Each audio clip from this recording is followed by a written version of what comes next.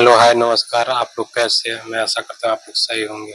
मैं आपके लिए एक नया स्टोरी वीडियो लेके आया हूँ, धार्मिक रिलेटेड है, जिसका नाम है कर्ण का जन्म।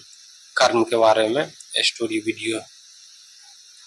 तो पिछला एपिसोड में हमने देखा धृतराष्ट्र, पांडु और विदुर का लालन पालन का भार भीष्म के ऊपर था और भीष्म ने उन्हें गुरुकुल में भेजा। तो धृतराष्ट्र बल विद्या में निपुण हुए, पांडु धनुर्विद्या में और विदुर धर्म नीति में निपुण हुए। धृतराष्ट्र अंधे होने के कारण राजा नहीं बन पाए और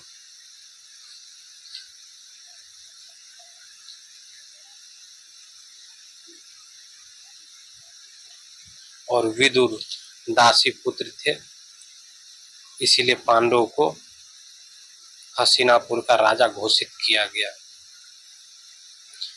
और धृतराष्ट्र का विवाह गांधार के राजकुमारी गांधारी से किया गया।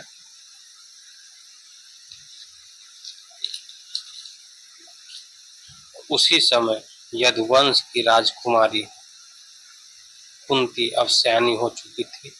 उसके घर जो भी ऋषि मुनि आते उसको कुंती मन लाकर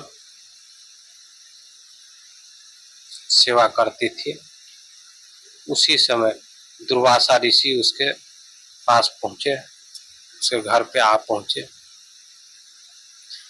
कुंती उसको भी मन लाकर खूब सेवा की, जिसके कारण दुर्वासा ऋषि प्रसन्न होकर उसको आशीर्वाद दिए, हे पुत्री, तुम जिस भी देव का स्मरण करोगी तत्काल तुम्हारे समक्ष प्रकट हो जाएंगे और तुम्हें जिस भी वस्तु का अभिलाषा होगा वो पूर्ण करेंगे।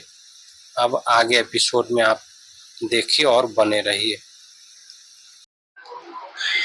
एक दिन कुंती ने उस मंत्र के सत्यापन के जांच के लिए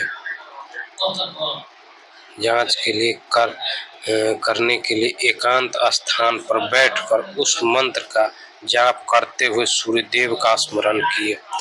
उसी क्षण सूर्यदेव वहां प्रकट होकर बोले, देवी, मुझे बताओ कि तुम मुझसे किस वस्तु की अभिलाषा करती हो। मैं तुम्हारी अभिलाषा अवश्य पूर्ण करूंगा।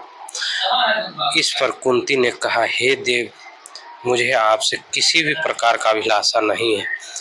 मैंने तो केवल मंत्र के सत्यापन रखने के लिए उसका जाप किया।